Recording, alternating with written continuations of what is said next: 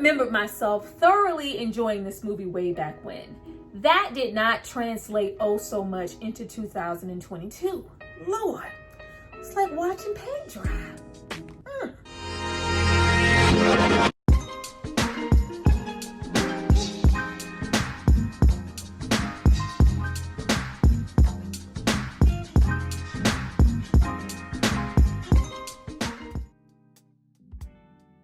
Hi you guys, welcome back to my channel. It's Tyra here with another struggle review, here to discuss White Men Can't Jump.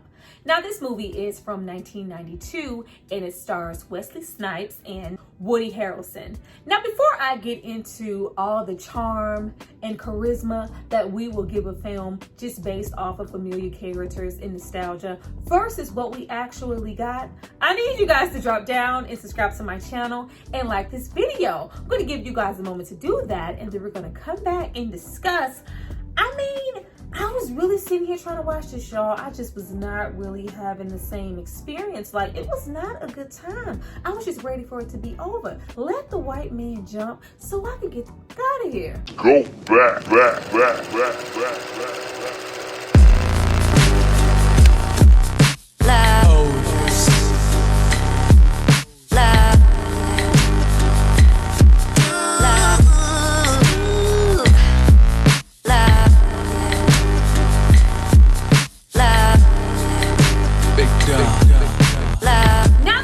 Hopefully subscribe to see more of me. Let's get into this movie. But before we jump into the video, I have to give a shout out to the person who paid for and requested this movie. So if you happen to get your whole Sidney, Billy, Rosie Perez-ass life, it's not because of me, it's because of this person right here.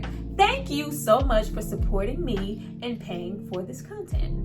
Now, getting into the movie, this movie was directed and written by Ron Shelton, who clearly has a love for sports, comedy, drama-esque movies. He has done movies like Blue Chips, The Great White Hype, the Bull Durham movie. You can really see that he is a strong supporter of sports, that he played sports himself, and these films can really be looked at as a love letter to maybe baseball or basketball, especially when we get into White Man Can't Jump. There are so many slow motion shots, so much time dedicated just to looking at, the ball, twirling the fingers, going up for a jumper, all the boasting, the back and forth, the bragging, that sportsmanship that you get, on the court, or, as far as street ball that we get into this film. This could be looked at as a love letter to the sport in general for all the men and women around the world who absolutely love everything that comes along with basketball. But as a whole, the entire film, I never thought it worked well together cohesively to really give us a really strong story, as well as combining it with a strong love for basketball. I give that credit to movies like maybe Sunset Park, Above the Rim, Love and Basketball, The Basketball Diaries, and most definitely He Got Game. That has to be my favorite as far as cohesively combining a compelling story as well as a love for basketball. This movie just didn't do it for me, especially going back to watch it now. Now, what I do actually love about this film is that strong combination of Wesley Snipes and Woody Harrelson. I love that they have collaborated in many films together. They collaborated early on in movies like Wildcats. We got this film, and we also got Money Train. They give a lot of good energy and bounce off of each other really, really well, and it's really great to watch. And this also gives me a moment to dote over Woody Harrelson just as an actor in general. I remember being a kid watching him on Cheers. I loved him in Natural Born Killers, The People vs. Larry Flint, films like Kingpin. He is just so diverse and just has so much charisma. Now, as if I have not doted over Wesley Snipes enough on this channel, like, this is Wesley Snipes when he was in his prime. Yes, Come Outside, Jungle Fever, Passenger 57. Here we go. Like, this is him being really consistent throughout his career and giving us yet another memorable character and performance through the character of Sidney. Now, Sidney is here. He is charismatic. trash talking, cocky, downright obnoxious ass player that you just do not want to see on the court. Not only is he going to whoop your ass in the game, but he is going to talk shit in the process. We are playing street ball for money, and we are serving it up with a side of corny yo mama jokes. Now, of course, these jokes were not corny in the 90s, but of course, going back, I was like, Lord, how long do we have to stay there? I never noticed watching it before just how long we stay and linger in certain scenes when we probably could have been somewhere else doing something else. But it's not so much about the scene, it is a whole lot about the dialogue also. I found myself just getting like really settled in. Wow, I never realized how much as far as the script and dialogue that this movie was lacking and what they just did not have to offer. Of course, we are lingering in, you know, the court, all the bravado. Of course, if you love the sport of basketball, I'm more of a football person, but if you love the sport of basketball and the exchanges, the back and forth, the shit talking, maybe you will revel in this scene a little bit more. But me personally, I was ready to go. But think, you know, the Muhammad Ali level of shit talking, you know, I'm the greatest, I'm the champ, and I'm pretty, I'll whoop you and your mama too. There's a whole lot of that going on the court.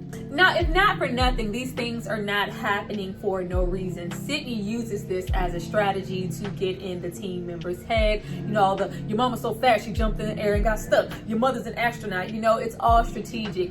And it does help a lot with the cast. I was like, damn, I never noticed how great the cast was here to not really be utilized as much. We have, you know, some school days ass alumni here. Good old Kadeem Hardison just over there as a side. Man, you said we was going to Sizzler. Like, Kadeem Hardison and his comedic timing is underrated. It's really great. I still found myself laughing at him and the things that he has to offer, even though he was on screen for like 2 seconds. I was like, damn, we have Tyra Farrell here, Rosie Perez. Like, there is really some heavy hitters here, not just, you know, in our main cast, but our side characters that were just not utilized as much here and just used as sort of, you know, placements on the court for Sidney to talk trash to. That is until we get into Billy, a white man who they are assuming probably can't jump simply because he is white. He couldn't possibly be able to beat Sidney or play basketball simply based off the strength that he is white. He is placed in the game by default, and everybody around him, especially Sidney, they are willing to bet rent and card note money that he couldn't possibly know how to play or whoop some ass. I mean, the hell with, you know, a Jerry West or a Larry Bird or a goddamn Steve Nash, you know, forget them. They don't exist. You know, it's pretty. It's so pretty. Better watch that breeze, baby. The wind could blow that ball to the left or to the right. You know what I'm saying? Like, he is trying so hard to get under Billy's skin. And this may be the first time that we have Sidney be confronted by a player who is equally strong in his game and cannot be deterred. I don't give a damn what you are trying to say. All I care about is winning this game. Unlike you rather showboat and be, you know, popular among the crowd and do all this extra shit. I'm just here to play. And we have Sidney so impressed with this that he gets the bright idea, hey, if I had the nerve to underestimate him, everybody else who we would consider opponents would underestimate him as well, and we can clean up as far as street ball. I need to find him. Now, once we get into both of these men's history as far as basketball is concerned, who and what they are playing for, their relationships with their women, their jobs or lack of, you know, life that they do have outside of the game, those are the areas that I wanted more of, and the areas in particular that I thought needed a little more work. All the basketball scenes are pretty much the same thing, wash, rinse, and repeat. I love that we have Wesley Snipes that can't play a lick of fucking basketball, and you can really tell. I think Woody Harrelson may have had a little hop somewhere, but goddamn Wesley Snipes, like, it's all the bravado, all the talking, all the finesse and the movement of a player, but he could not play any basketball to save his life, and it really shows here in this film. But we pretty much have the same things going on up until the point that Sidney double crosses him and, you know, takes all his money, feeling like there's no guarantees. And streetball, it could go any way at any second. I really don't genuinely consider this new white guy a true, genuine friend. And of course, we see their friendship progress from where it started originally to where it ends up towards the end of the film, to where he does really consider Billy a friend, and he would never double cross him in that way again, and does consider him a really great player. But when we get into those aspects of the guy's life outside of streetball and what they are really playing for, really mostly the women in their lives, I really wish we leaned into it more. We have Sidney, of course, and Tyra Farrell. They have a son, they are married. We get different parallels and different dynamic versus what we have with Billy and his relationship. Child, Tyra Farrell is here looking like Tyra Farrell, always looking really, really scrumptious in every role that she decided to take on. But once we dive deep into what the game really means, and we have Sidney, yeah, you think it's one way on the court, but I leave that shit on the court. I really have a purpose outside of that. I'm trying to get a home. I'm trying to get, you know, some type of financial status for my family. I'm trying to take care of my wife. I want her to just be able to be a mother and for our relationship to grow. I don't want her to work. I want to get out of, there ain't no vista of no views. There ain't no vista views in the vista view. I want to get the hell out of here. Yes, I am perceived to be one way on this court, but I am doing and moving everything this way with a purpose. I am trying to have more and do better for my family. Yes, I do spend a lot of time, you know, with my chain, but that's Sidney on the court. Sidney, the husband, I am trying to get a freaking house, and that is my main goal here. I thought that it was really poignant that, you know, he had his hands in other avenues. You saw that he was hustling and bustling, as well as, you know, maybe having a side construction business. He talks about cable. I'm going to do whatever I have to do. And I love the dynamic of that, or just seeing a black man do that in a film. Like, that was really great. But I don't think the movie shined enough light on what those things truly meant to him, outside of a shallow, you know, hey, this is a bad neighborhood and we need to get out of here. No, we have a black man trying to make money moves. We need to shine some light on that. But we do spend a lot of time on the court with niggas like Raymond, which is absolutely hilarious. Like, we have those little whatever. I think we spend a lot of time just like, oh, look how the ball,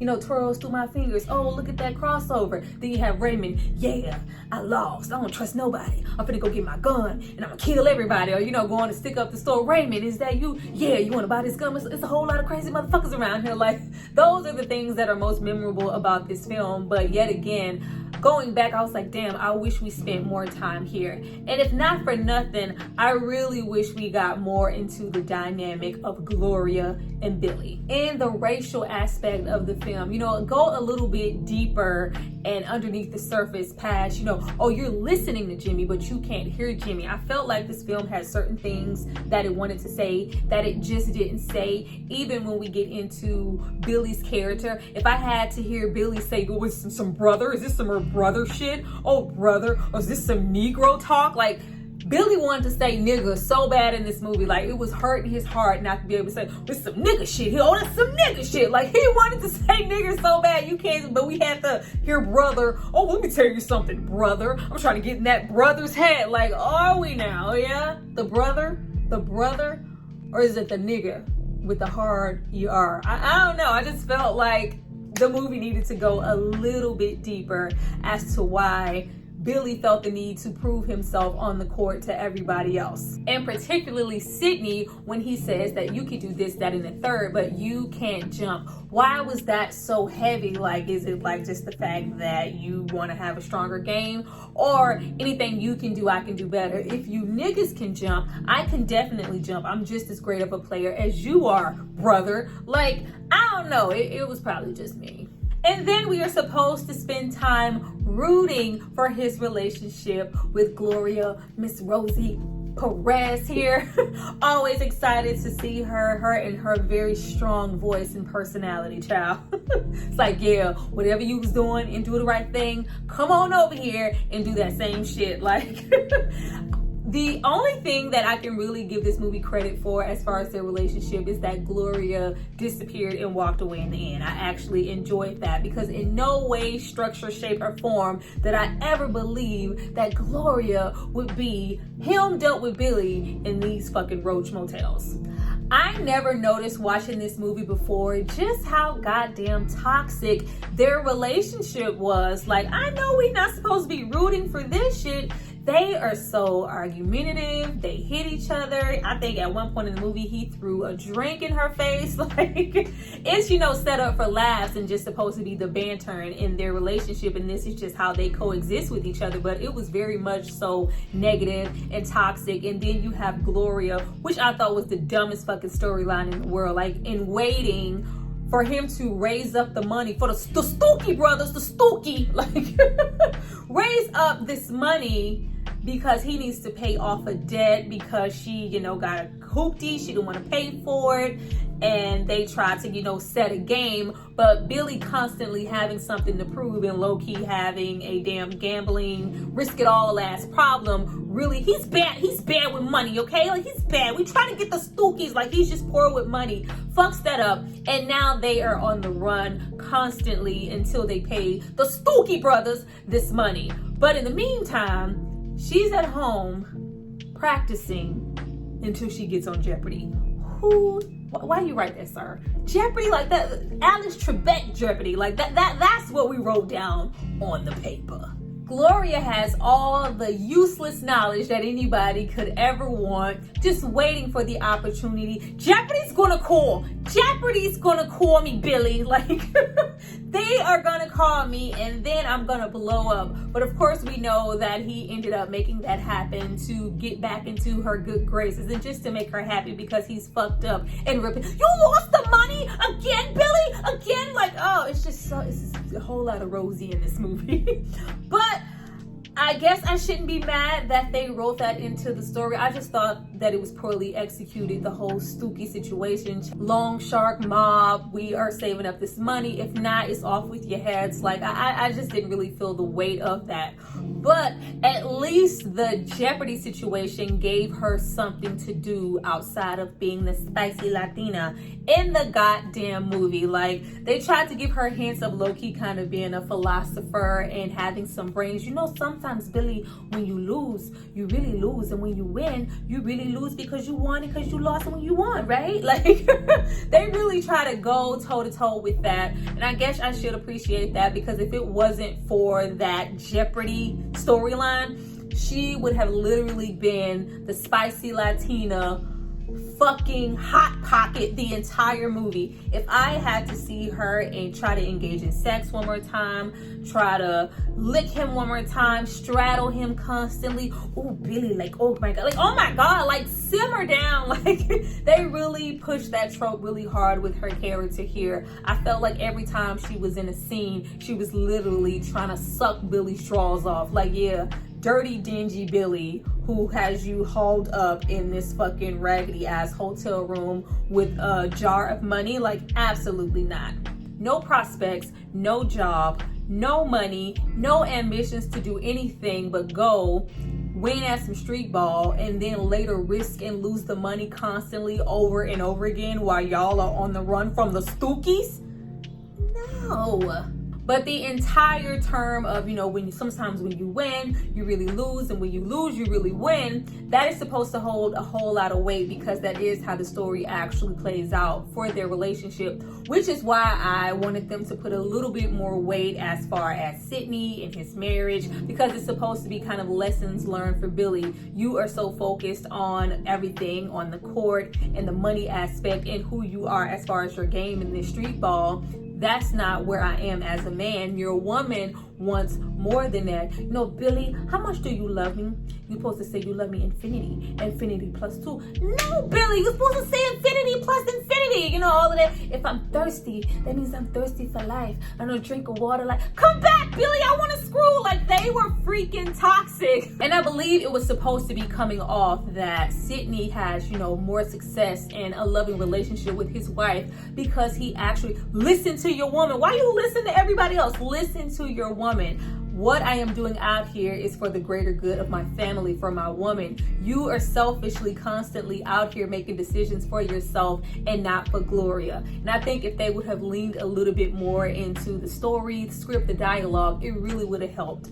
Now, once we have the women tell them that they are working together in this tournament and it's successful and they win the money, and he actually goes out of his way to bet the money with Sidney that he can make the shot, and he absolutely doesn't and comes home with nothing, and Gloria finally just hitchhikes and leaves, and he finesses his way, well, really tags along with Sidney, like, I need a favor, I need your help, I need to get her back. And Sidney goes out of his way to do that, you know, talk to a friend of a friend of a friend of a homeboy to finally get her. See, Billy, I told you Jeopardy was going to call. Jeopardy finally calls Billy, and she is on the goddamn show, and he uses this to kind of, you know, corner the market, weasel his way back into Gloria's life. She cleans up and even offers him money not to go bet on some street ball games, get some clothes, get your gear together, go on some job interviews. I want more than what we have right now, and I love you so much that I'm willing to give